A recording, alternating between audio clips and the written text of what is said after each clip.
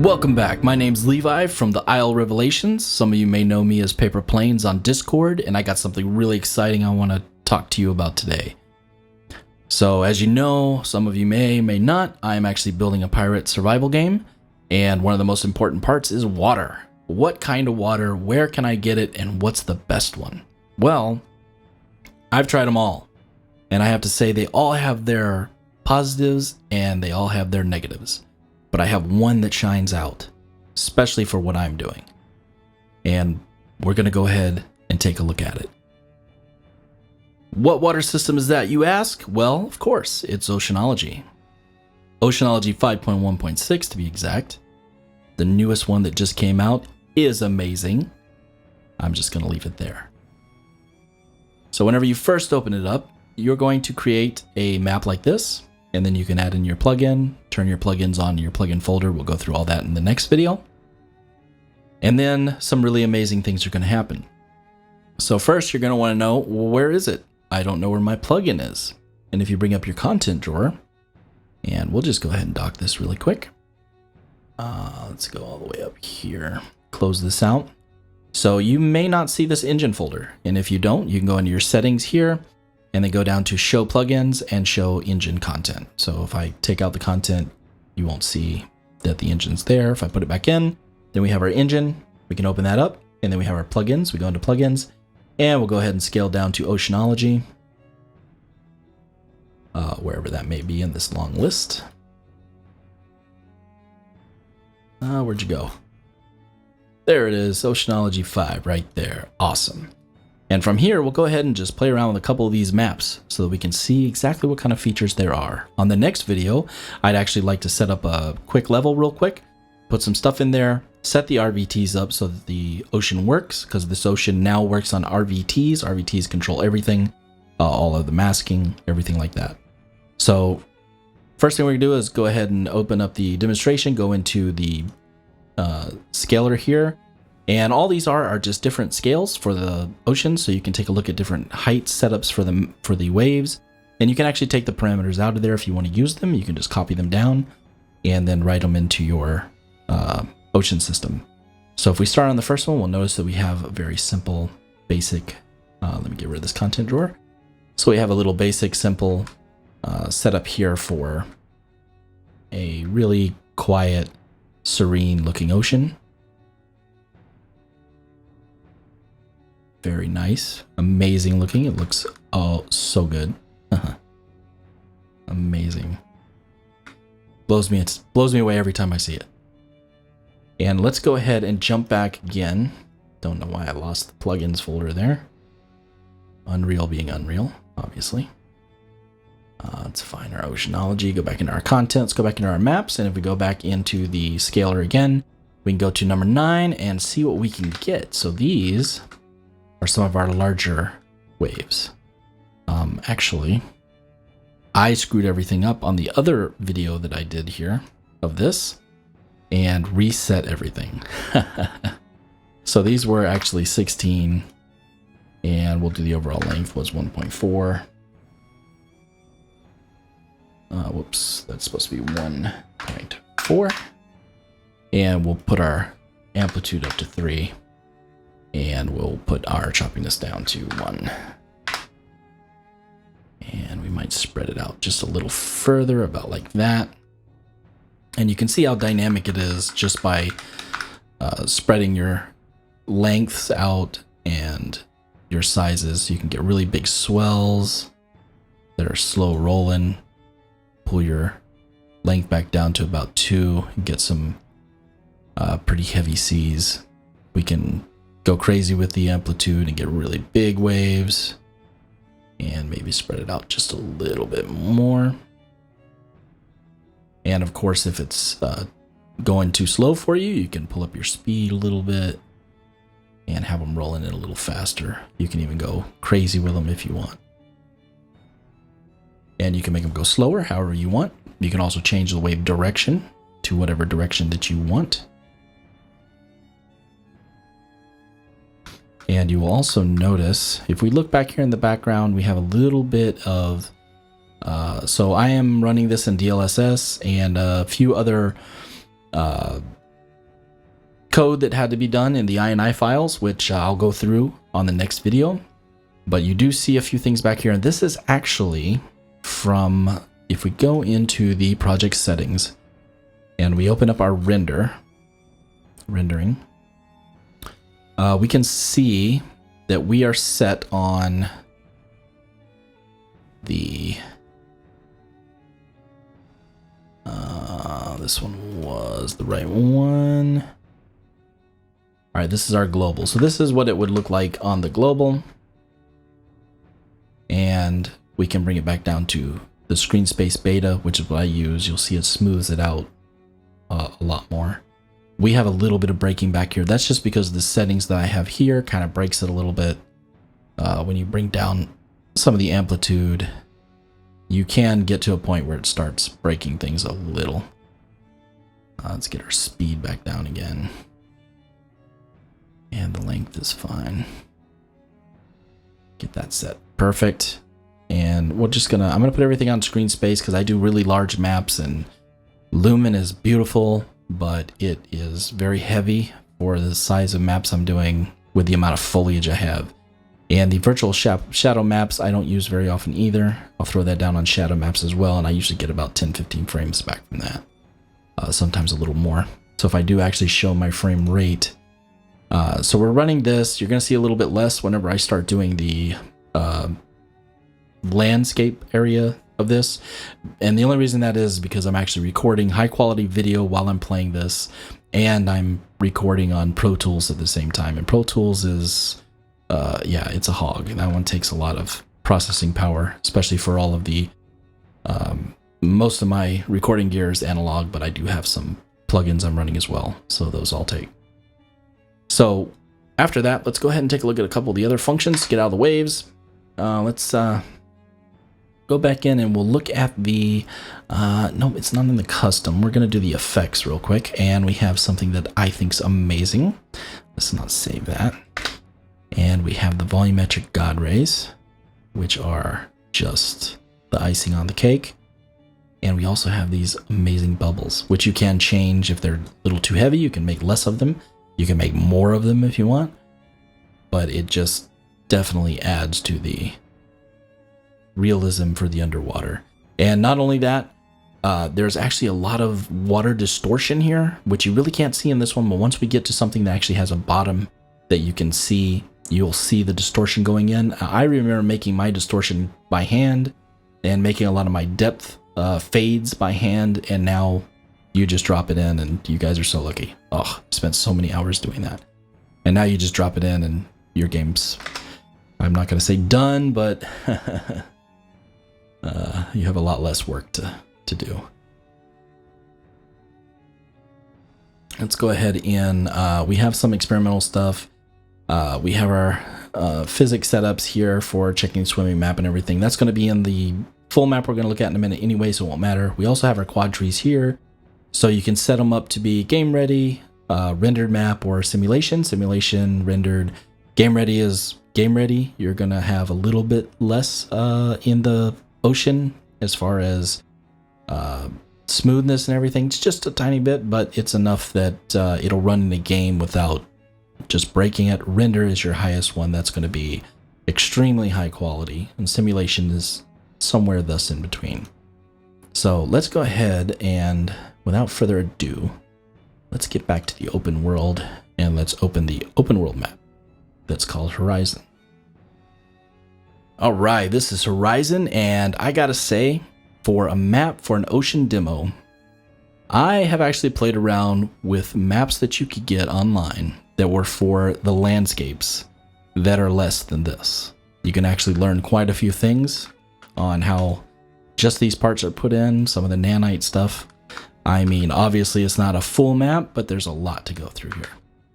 So one of the things we're going to look at first, though, is how the RVT system works, because once again, we have this amazing shoreline setup that just, I mean, it rocks. And it is completely editable. You can change it how you want. And it's just amazing. I'm in love with it. And we're going to go ahead real quick and take a look at some of these features. So if I go ahead and click out here on the Oceanology Infinite Ocean, we have quite a few features. We've actually gone over the global displacement a few minutes ago, where you can actually change your wave heights and stuff like that to customize how you want your water to look. But we have quite a few more features as well. We can go ahead and stop the simulation real quick so we can see what we're doing while it's not running and kind of get a real good view to see how we want things to be. So one thing I did notice right out of the box is the shore foam was a little heavy for me. I mean, it does look nice in certain situations, but for me, I like it a little more subtle, and that's completely editable. So we can go on ahead down to the, so there's a lot of foam setups here where you can actually change the way the foam looks as far as the textures itself, the size, the randomness, that kind of stuff. That's not what we're looking for, since I said this is RVT. So RVT stands for Runtime Virtual Textures. If you don't know, if you've been making games for a little while, you'll know what that is. And that is the textures you're going to use on your landscape to get much better performance, bring down your draw calls, stuff like that. So if we open up our RVTs, this is where everything's controlled in the mask. And we actually have one here called Shoreline, which is set to 3000.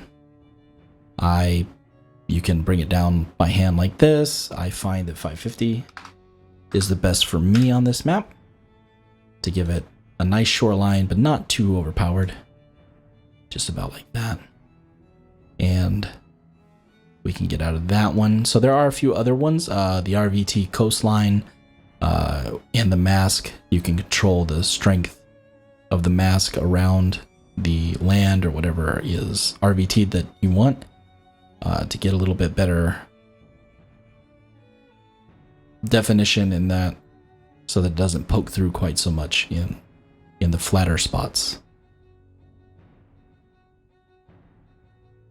So I'm gonna play around with that too much right now because I actually have to rebuild the RVTs again, because I just actually opened this map for the first time on this build that I'm doing the recording on.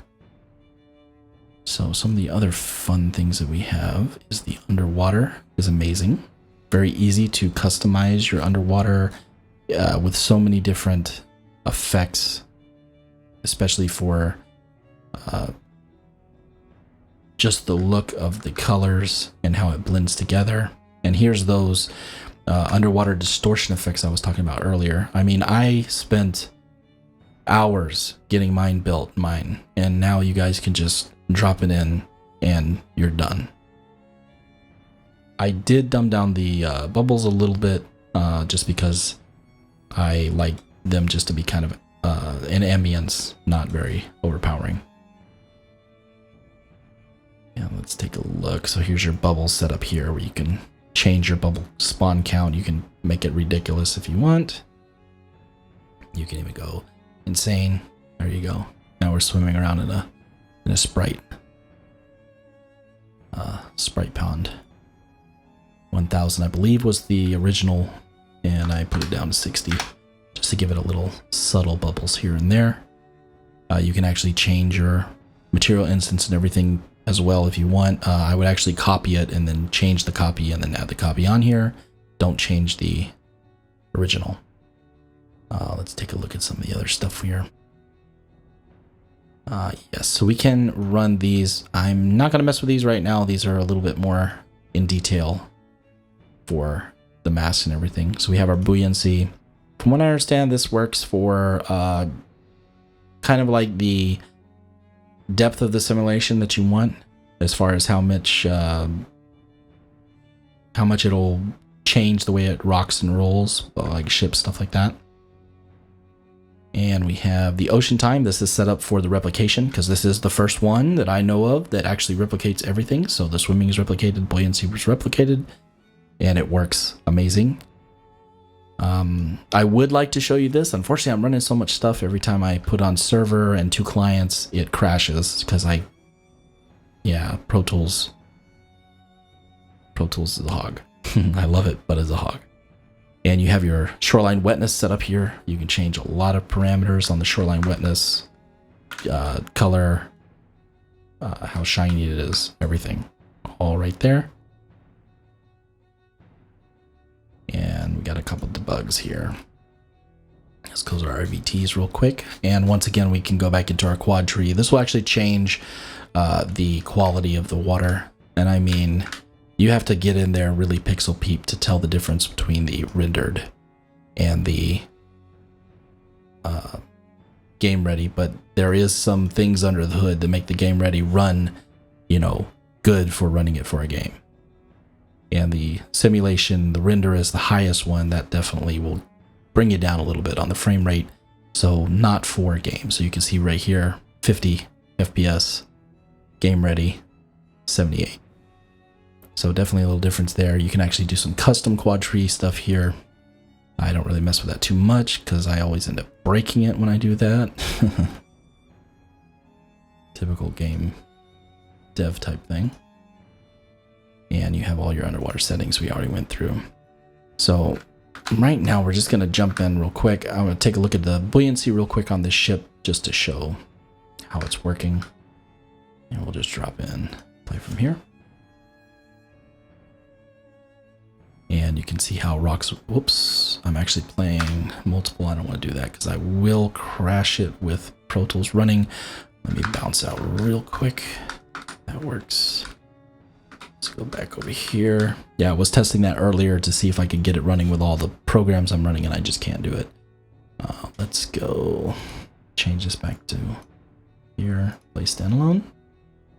Now let's go take a look at it. There we go. All right. Perfect. So, I mean, the buoyancy works amazing, and it's very easy to deal with. It's very easy to change any parameters that you may want to change to get it to run differently. I'm actually going to run through here just a minute. I'm going to throw one of the littler boats in the water, and I'll show you how that buoyancy system works real quick as far as what changes you can make,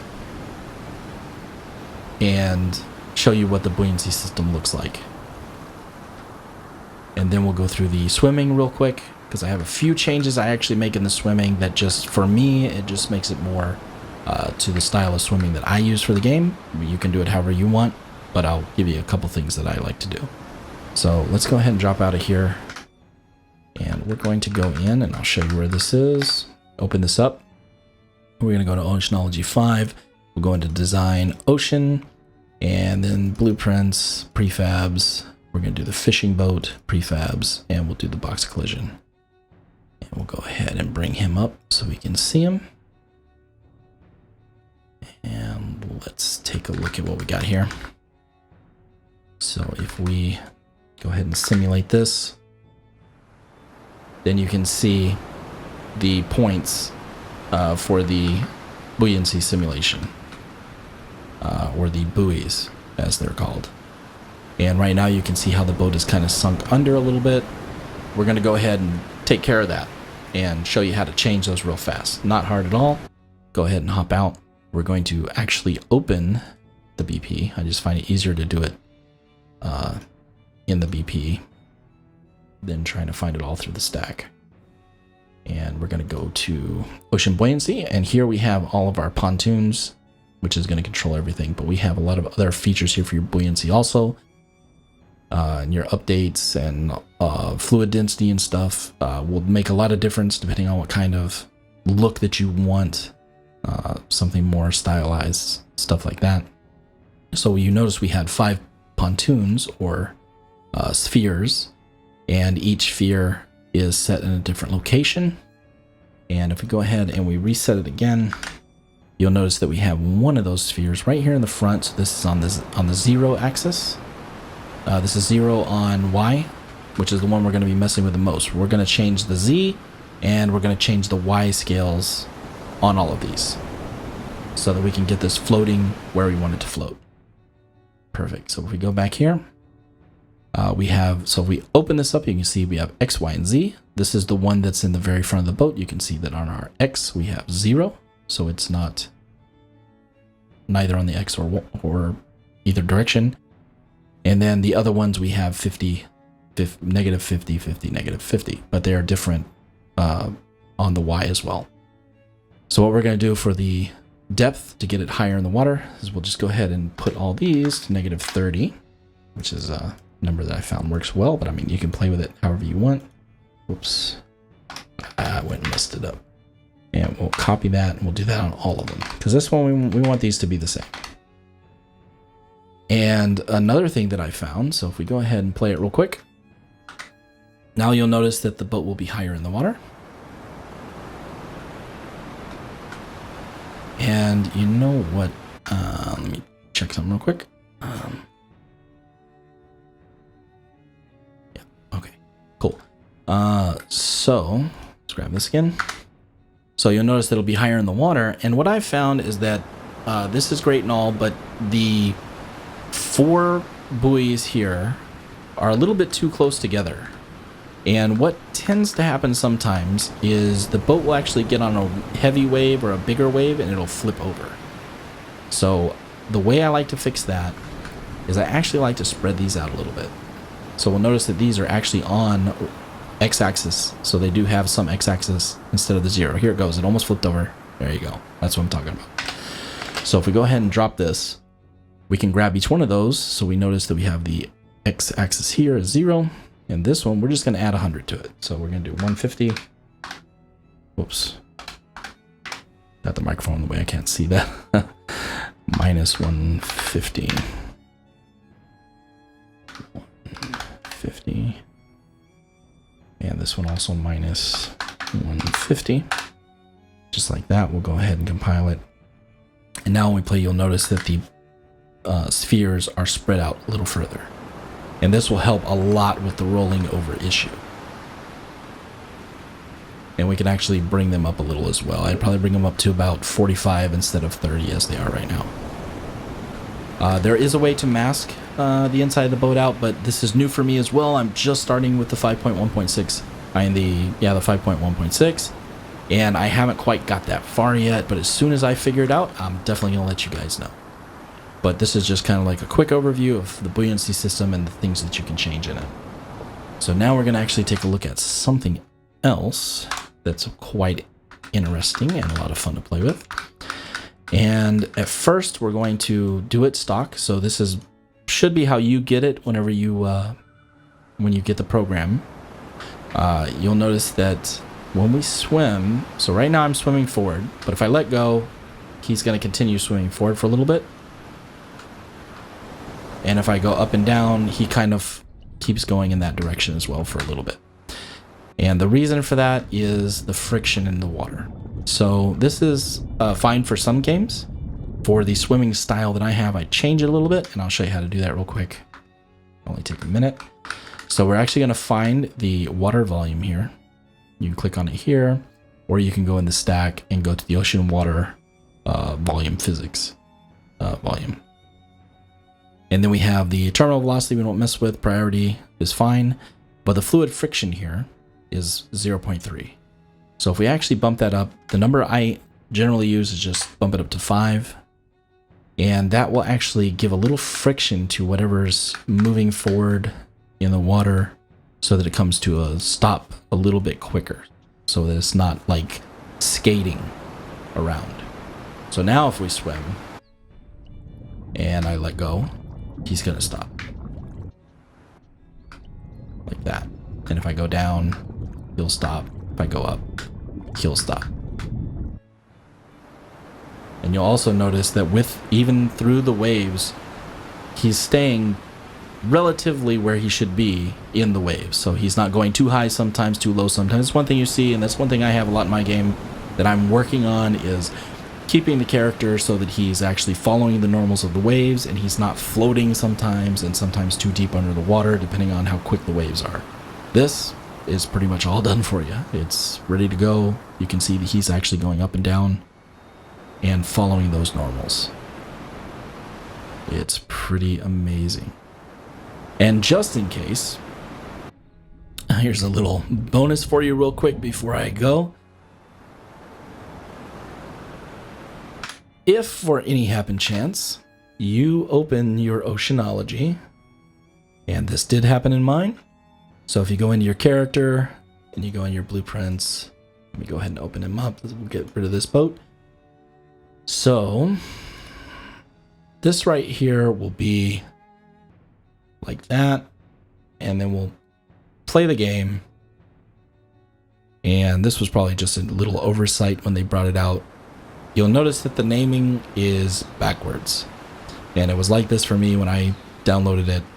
It's a very easy fix. If it drives you crazy like it does me, you can actually just go in, go onto your Y, and go -1. That's it. Every other setting will bug it out. You just change -1 scale, save it, go back into your horizon map, put it back on, and voila, it's now in the right orientation. And we could spend a few hours just walking around this awesome landscape that they built. I'm very impressed. But for now, I'm going to have to let you guys go. And on the next one, we'll go ahead and actually, like I said, we'll just build a simple map, put in the RVTs, get the ocean working, put in the volume so that the character can swim and that the buoyancy works. And then we'll probably do something else a little bit later after that. If you have anything you want to see, go ahead and put it down below, and we'll definitely take a look at that and see what we can do there. So for right now, I'm going to say adios, and I'll see you guys on the next one.